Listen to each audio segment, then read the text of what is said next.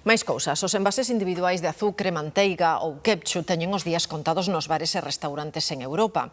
Aínda que o novo regulamento botou a andar xa, o veto definitivo ás monodoses non chegará ata 2030.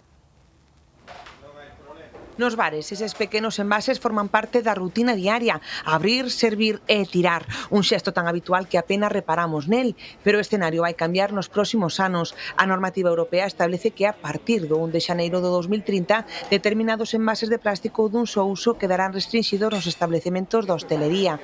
Entre eles as monodoses individuais de condimentos, salsas, azucre ou outros produtos similares. Igual que faz unha selección ahora mismo para reciclar nos contenedores cualquier tipo de o vidrio ou a comida, pois faz exactamente igual. Pois, bueno, pois tendrás o teu espacio onde tendrás que reciclalo.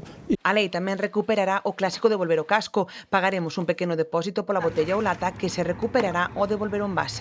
Moita xente que non recicla. Vexo que tira todo ao mesmo contenedor e non está concienciada, eu sí que... Bueno, a cousa en sí non é que estea moi mal, pero eu casi che prefería que me costase menos e botalo no contenedor do plástico.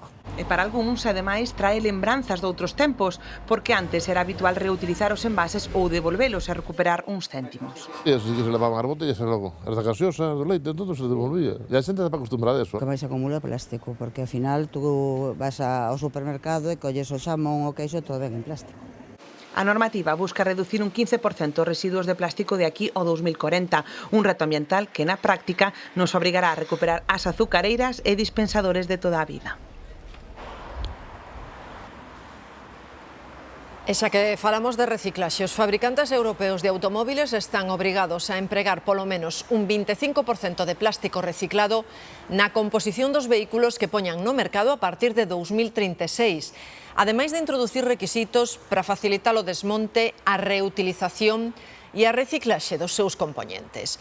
É o novo regulamento comunitario que establece por primeira vez metas obrigatorias para incorporar ese material no sector e que prevé que a Comisión fixe tamén obxectivos pro aceiro e pro aluminio.